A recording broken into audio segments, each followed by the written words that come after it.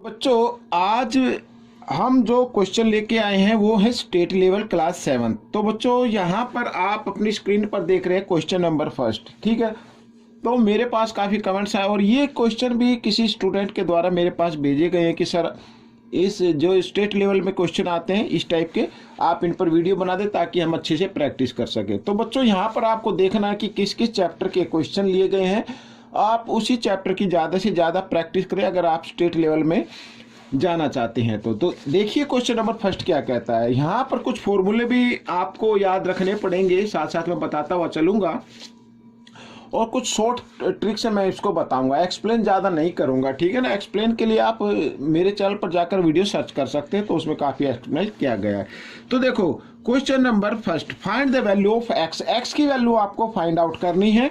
यहाँ पर मैंने बच्चों कई बार बताया है, देखिए अगर किसी बेस की पावर 0 होती है तो उसका आंसर क्या होता है, 1 होता है। यहाँ पर हम देख रहे हैं 3 की पावर 0 है तो इसका मतलब इसका आंसर क्या होगा, 1 होगा। और 2 की पावर 3 यानी 2 को 3 टाइम्स मल्टीप्लाई करना है। 2 को 3 से नहीं करना है, 3 टाइम्स करना है, यानी 2 इंटू 2 इंटू 2 इस तरीके से, ठीक है ना। तो कितना आ जाता है, 8 आ जाता है। तो 4 को भी 2 टाइम्स मल्टीप्लाई करेंगे, कितना आ जाएगा, 16 आ जाएगा और एक्स स्क्वायर, ठीक है। इस तरीके से आइए अब ऐड कर लेते हैं। 16 और 8 होता है 24 और 1 होता है 25। तो यहाँ पर ये लिख दिया 25 इक्वल एक्स स्क्वायर, ठीक है। तो आप चाहे तो इसको इस तरीके से भी लिख सकते हैं, कोई दिक्कत नहीं है बच्चों। अब यहाँ पर x की वैल्यू अगर हम निकाले तो 20 x इक्वल 25, इधर ही स्क्वायर है, इक्वल के साइन से इधर लेके आना स्क्वायर को, तो स्क्वायर रूट में उसको चेंज कर देना है। तो 25 का स्क्वायर रूट हो जाता है बच्चों 5। तो x की वैल्यू क्या आ गई, 5 आ गई। ये आपका आंसर बन गया। अब क्वेश्चन नंबर सेकंड अब करने वाले हैं। क्वेश्चन नंबर सेकंड क्या कहता है, देखो average age of 4 student of A class is 14 years, ठीक है। एवरेज एज है, ये 4 स्टूडेंट है, उनकी एवरेज एज कितनी आ रही है, 14 ईयर्स आ रही है। तो अगर हम इसका निकालें सम ऑफ, ठीक है, सम निकाल लेते हैं पहले। सम ऑफ एज ऑफ 4 स्टूडेंट,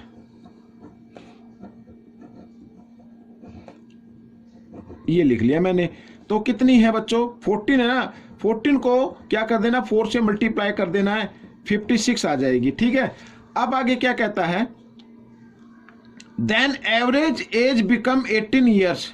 हाँ, if age of teacher is added, अगर इसमें टीचर की एज को ऐड किया जाए तो उसकी एवरेज एज कितनी हो जाती है, 18 हो जाती है। तो find the age of teacher, teacher की एज आपको फाइंड आउट करनी है। अब देखो 4 स्टूडेंट थे, अब सम ऑफ 5 पर्सन लिख देता हूं मैं यहां पर, ठीक है, ये पर्सन, ठीक है। सम ऑफ एज ऑफ 5 पर्सन यहां पर। अब एवरेज एज कितनी आ जाती है बच्चों, उनकी 18 आ गई। तो 18 को अब पर्सन कितने हो गए, 5, तो इसको 5 से मल्टीप्लाई करना है, ठीक है ना भाई। देखो पहले 4 स्टूडेंट थे, अब टीचर की एज हो गई, तो कितने हो गए, 4 और 1 5 हो गए। तो 5% की एज का जो एवरेज है वो कितनी आ गई, 18। अब सम कितना आएगा, 18 को 5 से मल्टीप्लाई कर देंगे तो कितना आ गया, 90 आ गया। अब यहाँ पर एज ऑफ टीचर निकालना है, तो आपको क्या करना है, एज ऑफ द टीचर। तो आपको एक काम करना है कि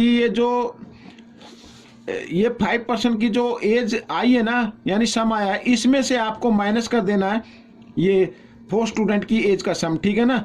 ये सॉरी 56 लिखना है यहाँ पर।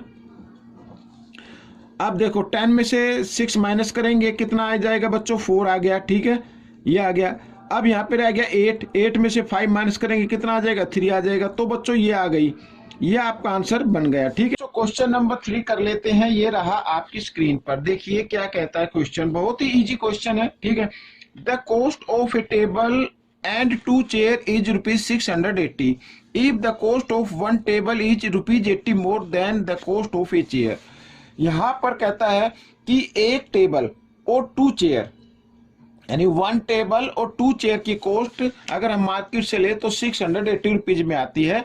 साथ ही इधर लिखा गया है यदि जो टेबल की कॉस्ट है वो 1 चेयर की कॉस्ट से 80 रुपीज ज्यादा है तो 1 चेयर की कॉस्ट आपको फाइंड आउट करनी है। बहुत इजी है। अब देखो बच्चों, एक तरीके से यहां पर अगर हम देखें तो टेबल की कॉस्ट गिवन है, ठीक है ना, लेकिन चेयर की 1 चेयर की कॉस्ट नहीं है, तो हम उसको एक्स मान लेते हैं। आइए लिखते हैं, let the cost of one chair, cost of one chair equal to x, ठीक है, ये हो गई। अच्छा, अब यहां पर लिख लीजिए the cost of one table, table की कॉस्ट क्या होगी, यहां पर ये लिखा हुआ है कि जो चेयर की कॉस्ट है ना वन चेयर की, वो एक्स है, इससे 80 रुपीज ज्यादा है, तो ये हो गई। अच्छा, चेयर कितनी ली है उसने, ये तो टेबल की कॉस्ट आ गई, चेयर ली उसने 2, तो 2 चेयर की कॉस्ट, यानी अगर हम यहां पर करें अकॉर्डिंग टू क्वेश्चन करके, आइए देखो यहां पर लिखा है the cost of A table, table की कॉस्ट क्या है एक्स प्लस 80 रुपीज है, और प्लस एंड 2 चेयर, भाई 1 चेयर की कॉस्ट एक्स रुपीज है, तो 2 की कितनी होगी 2x हो जाएगी, ठीक है ना भाई। 1 चेयर की कॉस्ट क्या है एक्स रुपीज है, तो 2 चेयर की कॉस्ट क्या होगी 2x हो जाएगी। और इन दोनों को मिलाकर कितने का आना चाहिए माल, यानी 680 रुपीज का आना चाहिए, ठीक है ना। आइए करना शुरू करते हैं, तो x को ऐड कर लीजिए, 2x और 1x 3x हो गया, इक्वल 680, और ये 80 इधर प्लस में, इक्वल के साइन से इधर ले आओ तो माइनस में हो जाएगा इस तरीके से, और माइनस क्या, तो कितना आ गया 600 आ गया, ठीक है। अब यहाँ पर 3x इक्वल 600 आ गया, ठीक है। 3 से इसको डिवाइड कर दो, 3 1 जा 3 और 3 2 जा 6, 0 की 0, तो x की वैल्यू क्या आ गई 200 आ गई। और x क्या है, चेयर की कॉस्ट है, तो चेयर की कॉस्ट हमें फाइंड आउट करनी थी, तो यहां पर लिख सकते हैं cost of one chair equal to 200 rupees, ठीक है, ये रुपीज का लोगो बना दिया। तो ये क्वेश्चन भी आपका सोल्व हो गया। आइए करते हैं क्वेश्चन नंबर 4, ये रहा आपकी स्क्रीन पर। क्वेश्चन नंबर 4 क्या कहता है, देखो बहुत ही इजी है। कहता है a book consist of 318 pages, 318 pages, ठीक है। Last week Mohan read 5/6 of the book, यानी उस बुक का 5/6 रीड कर लिया है। How many pages did he read, तो बताना है उसने कितने पेज रीड किए। और ये भी आ सकता है कि कितने पेज रीड नहीं किए, ये भी आ सकता है, ठीक है। आइए करना शुरू करते हैं। तो बच्चों देखो टोटल पेजेज कितने हैं, यहां पर लिख लो टोटल पेजेज, टोटल पेजेज हैं बच्चों 318, ठीक है। और इसमें से जो रीड किया गया है वो लिख लेते हैं रीड यहां पर। तो रीड पेजेज कितने हैं, यानी 5/6 ऑफ द बुक, बुक में कितने 318 है, तो इस तरीके से, ठीक है। तो 6 से इसको डिवाइड कर सकते हैं, 6 1 जा 6 और 6 5 जा 30 और 6 3 जा 18, ठीक है, इस तरीके से। तो ये 5/6 आ गया, ठीक है, 318 का, तो 5 3 जा 15 आ गया, कैरी 1, 5 5 जा 25 और 1 26, तो बच्चों ये आ गया, यानी इतने पेज उसने रीड कर लिए हैं। अगर ये आ जाए भाई कितने पेज और रीड करने हैं, तब आपको क्या करना पड़ेगा, टोटल पेज में से जो रीड कर लिए ना पेज वो माइनस कर दीजिए, बाकी जो बचेंगे वो रीड करने होंगे, ठीक है। लेकिन इसे पूछा था how many pages did he read, तो उसने कितने पेज रीड किए 265, तो ये क्वेश्चन आपका सोल्व हो गया। आइए करते हैं क्वेश्चन नंबर 5। तो क्वेश्चन नंबर 5 क्या कहता है, देखो find the value of x, x की वैल्यू फाइंड आउट करनी है। अब इस तरीके से इक्वेशन आ गई बच्चों, देखो अभी हमने देखा कि यहां पर जो क्वेश्चन आ रहे हैं वो इक्वेशन वाले और रेशो वाले आ रहे हैं, ठीक है। अभी मैंने ज्योमेट्री नहीं ली, ज्योमेट्री का पार्ट में जो क्वेश्चन है वो नेक्स्ट पार्ट में मैं अपलोड करूंगा। तो 2x - 3/3 और इक्वल 7 - 2/3x, इस तरीके से। तो हम क्या करेंगे, x वाले टर्म को x वाले टर्म के साथ ले आएंगे। तो देखो यहां पर लिखा 2x - 3/3, ठीक है।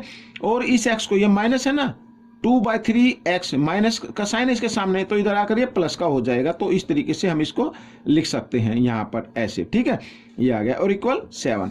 अब वैल्यू फाइंड आउट कर लीजिए। अब देखो, तो क्योंकि दोनों के डिनोमिनेटर इक्वल हैं, तो इनमें से एक डिनोमिनेटर लेंगे और न्यूमेरेटर को साइन के अकॉर्डिंग सोल्व कर देंगे। साइन है प्लस का तो प्लस कर देंगे इधर, तो 2x - 3 और ये प्लस 2x, इस तरीके से इक्वल 7।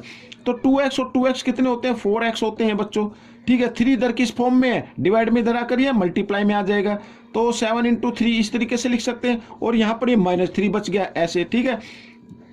तो ये देखो 7 3 कितना होता है 21 होता है, और -3 इधर, तो इक्वल के साइन से इधर लेके आएंगे तो +3 हो जाएगा, ये हो गया। तो x की वैल्यू यानी 21 और 3 कितना होता है 24 होता है, और 4 इधर मल्टीप्लाई में इधर आकर डिवाइड में आ गया। तो इस तरीके से आप इसको डिवाइड करें तो x की वैल्यू क्या आ गई बच्चों 6 आ गई, ठीक है। ये आपका आंसर बन गया। तो बच्चों ये क्वेश्चन हो गया है। अब आगे के जो क्वेश्चन है वो मैं नेक्स्ट पार्ट में करूंगा। तो ये वीडियो कैसी लगी आप मुझे जरूर बताएं, और इसमें से देखकर दूसरे बच्चों को जरूर सिखाना, ज़्यादा से ज़्यादा प्रैक्टिस करनी है, तभी आपके अच्छी रैंक या अच्छे मार्क्स आ सकते हैं। मिलेंगे नेक्स्ट पार्ट में, टिल देन थैंक यू।